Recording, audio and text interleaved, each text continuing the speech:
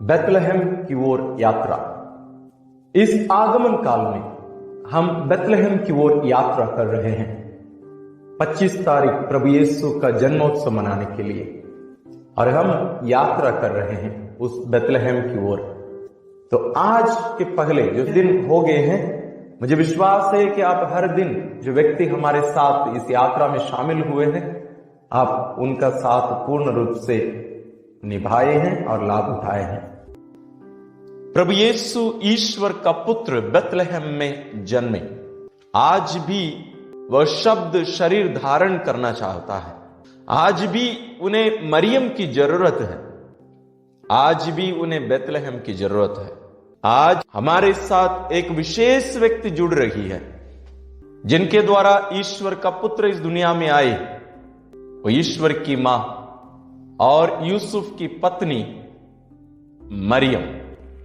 आज मां मरियम हमारे साथ जुड़ रही हैं। आइए हम उनके बारे में थोड़ा सा हम अपनी बातों को थोड़ा ध्यान में रखकर उस दृष्टिकोण से आज हम इस यात्रा उनके साथ हम प्रारंभ करें और आगे बढ़ें।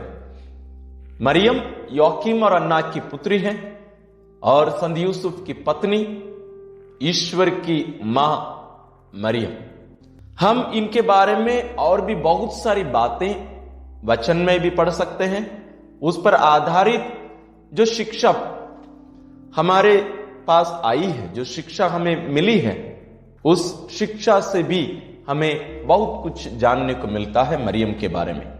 जो परंपरागत शिक्षा है, उस पर आधारित, वचन पर आधारित जो शिक्षा हम आज पढ़ते हैं, सुनते हैं, उसको हमें और गहरे रूप से मनन करने के लिए आज का यह दिन हमें आमंत्रित करता है।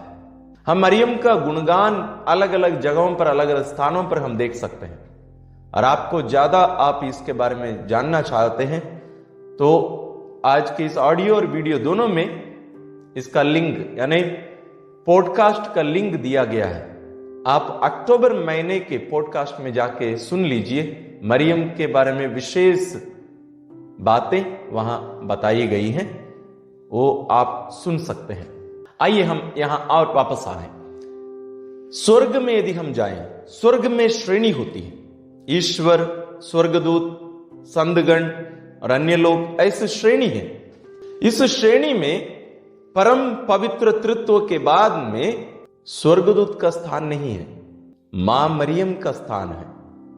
मरियम ईश्वर की मां का स्थान है, क्योंकि वो जरूर हमारे जैसे एक सामान्य स्त्री थी, लेकिन वो ईश्वर की मां बनने चुनी गई और वो निष्कलंक रही। निष्कलंक ईश्वर उन्हें बनाए और वह ईश्वर की कृपा से निष्पाप रही। दोनों अलग अलग बातें हैं। निष्कलंक ईश्वर उसे बनाए, जैसे आदम और हेवा को ईश्वर निष्कलंक बनाए थे, लेकिन उन लोग निष्पाप नहीं रह पाए। मरियम को भी उसी स्थिति में बनाए, निष्कलंक बनाए, और मरियम ईश्वर की कृपा को अपनाते हुए, ईश्वर पर विश्वास और भरोसा करते हुए वो निष्पाप बनी रही। तो निष्कलंक और निष्पाप मरियम, क्योंकि उनके द्वारा ईश्वर अपने पुत्र को इस दुनिया में भेजने वाले थे। शब्द ने शरीर धारण कर हमारे बीच में निवास किया। योहन अध्याय 1 पद संख्या 14 में हम पढ़ते हैं, वह स्त्री जिनसे प्रभु यीशु अपना शरीर लिए, वह दूसरी हेवा है। पहली हेवा जो स्त्री है, जिसके बारे में हम वचन में हम पढ़ते हैं, लेकिन ये दूसरी हेवा मरियम, इनके बारे में भी हम वचन में पढ़ते हैं। उत्पत्ति ग्रंथ अध्याय 3 में जब मानव जाति पाप करता है, यानी आदम और हेवा पाप करते हैं, उस स्त्री के बारे में ईश्वर वहां करते हैं। स्त्री के बीच में और तुम्हारे बीच में जो शत्रुता उत्पन्न होने की जो बात होती है। और नबी इसायाह के ग्रंथ में भी हम पढ़ते हैं, और प्रकाशना ग्रंथ में भी हम पढ़ते हैं स्त्री के बारे में। और एक विशेष जगह है जहां हम स्त्री के बारे में पढ़ते हैं, एक नहीं दो जगह। संत योहन रचित सुसमाचार अध्याय 2 में भी, और योहन रचित सुसमाचार में ही अध्याय 19 पद संख्या 25 और 27 में। यहां प्रभु यीशु अपनी प्रिय मां को देखकर कहते हैं, ये तुम्हारा पुत्र है, और अपने शिष्य से कहते हैं, ये तुम्हारी माता है। और अपनी मां को देखकर मां कहकर नहीं बुलाते हैं, भद्रे स्त्री, वो है ये स्त्री, जो वो स्त्री जो हमारी मां है। अभी हेवा नाम का अर्थ है जीवितों की मां, लेकिन ये दूसरी हेवा मरियम का अर्थ है सभी उद्धार किए गए लोगों की मां, जिन्हें ईश्वर अपनी संतान बना लिए हैं, उनकी मां है मरियम। और आज विशेष रूप से जब हम बेथलेहम की ओर यात्रा कर रहे हैं, प्रभु यीशु के जन्मोत्सव की तैयारी करते हुए आखिरी दिनों तक हम पहुंच गए हैं, आज के समय में मरियम हमें ये सिखाती है। सबसे महत्वपूर्ण एक बात हमें मरियम से सीखने की जरूरत है, वो है ईश्वर के वचन को दिमाग में उसको जमा करके रखना और उसको निकालकर दिल में ले जाकर उस पर मनन करना। संत लूकास रचित सुसमाचार अध्याय 2 पद संज्ञा 19 में हम पढ़ते हैं, मरिया इन सभी बातों को अपने दिल में संजोए रखी और उस पर मनन किया करती थी। वो मनन करती थी। इन वचनों पर मनन करना, हम जो हैं वो हमारे विचार का, हमारी सोच का फल है। इसलिए कहा जाता है सोच बदलो दुनिया बदलो। हमारे जीवन की बहुत कुछ हमारी सोच पर निर्भर रहता है। हम जो बोते हैं वही लुनते हैं, वही हमें मिलता है। खेत में हम जो बोते हैं हमें वही बीज का फल मिलता है। उसी प्रकार हम हमारे दिमाग में जो सोच हम बोते हैं वही फल उत्पन्न करके हमारे हाथ में मिलता है। यही सत्य मरियम के जीवन में भी हम देखते हैं। वो वचन के द्वारा या वचन को अपने दिल दिमाग में वो जगह देती थी और वह वचन उनके शरीर में शरीर धारण कर पाए। यह केवल प्रभु यीशु के जन्म के बारे में नहीं, यानी मरियम यीशु को जन्म दी, एक दूसरे व्यक्ति को वो जन्म दी, यीशु मरियम का शरीर है। लेकिन आज यीशु इस दुनिया में जन्म लेना है, कहने का मतलब आज पुनः यीशु इस दुनिया में उपस्थित होना है, वो हम हर एक के द्वारा ही हो सकता है। वो कैसे? जब हम ईश्वर के वचन को हमारे शरीर में जगह देंगे, हमारे दिल में संजोए रखेंगे, उस पर मनन करेंगे, तब हम दूसरे यीशु के रूप में हम रूपांतरित होते जाएंगे, हम परिवर्तित किए जाएंगे। जैसे मरियम ना केवल यीशु को जन्म दी, वास्तव में मरियम एक यीशु बनी। यानी ईश्वर की संतान बनने का जो प्रक्रिया है, प्रोसेस है, उसमें हमें भी सहभागी होने की जरूरत है।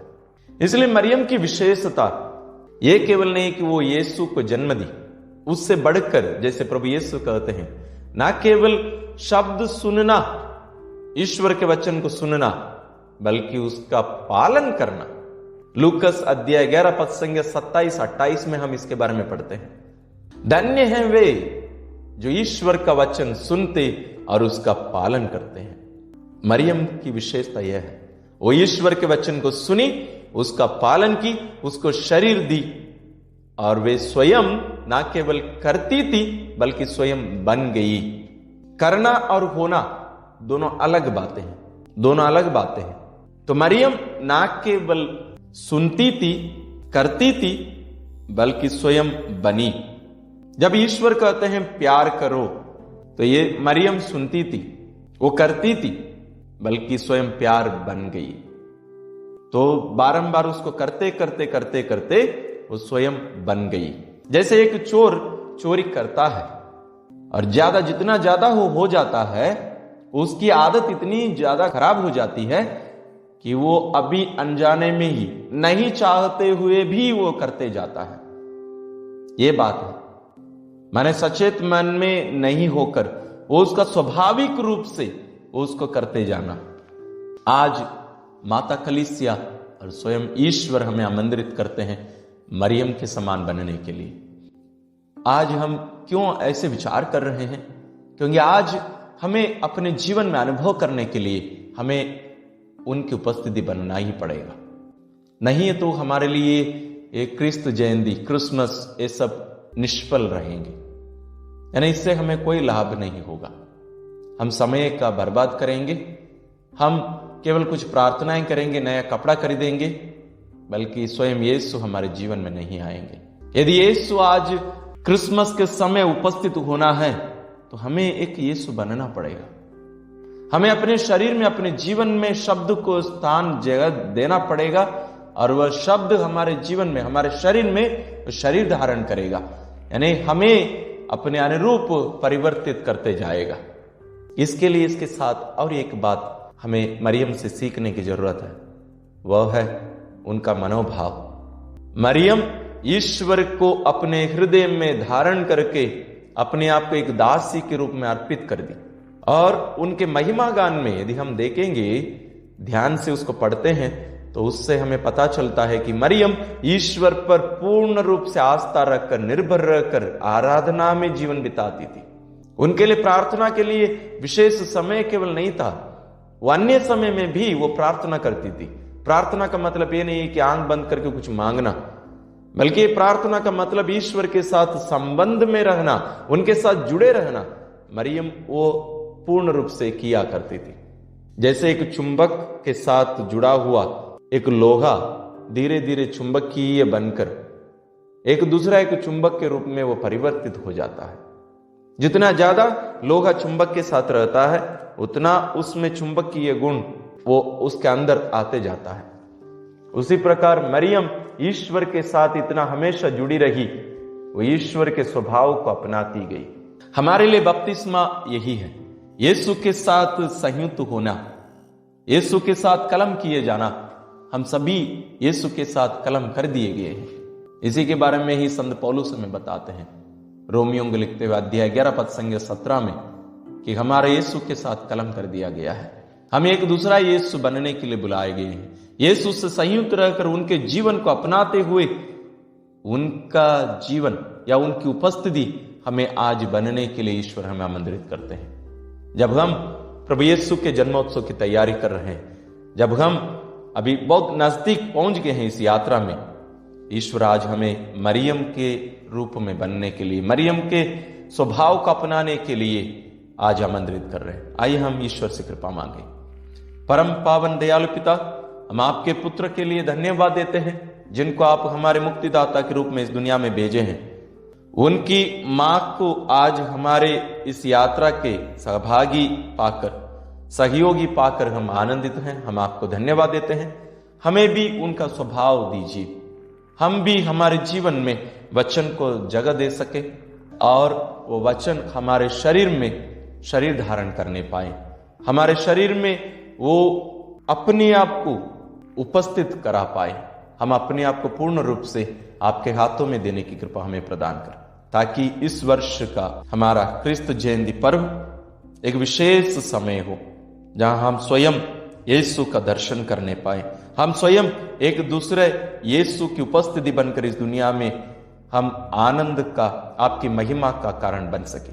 हम ये प्रार्थना करते हैं अपने प्रभु क्रिस्त के द्वारा, आमीन। तो आज के हमारे इस 25वें दिन की यात्रा में विशेष व्यक्ति मरियम हमारे साथ हैं। आप उनका साथ निभाइए, उन्हें अपने साथ रखिए, साथ ले चलिए, उनसे सीखिए और उनके बनिए, क्योंकि ये हमारी भी माँ है। यीशु की माँ, ईश्वर की माँ हमारी माँ है। ये जरूर हमें यीशु के पास ले चलेगी। आपकी यात्रा की शुभकामनाएं देते हैं और उसकी सफलता के लिए प्रार्थना करते हैं। ईश्वर आपको आशीष प्रदान करे।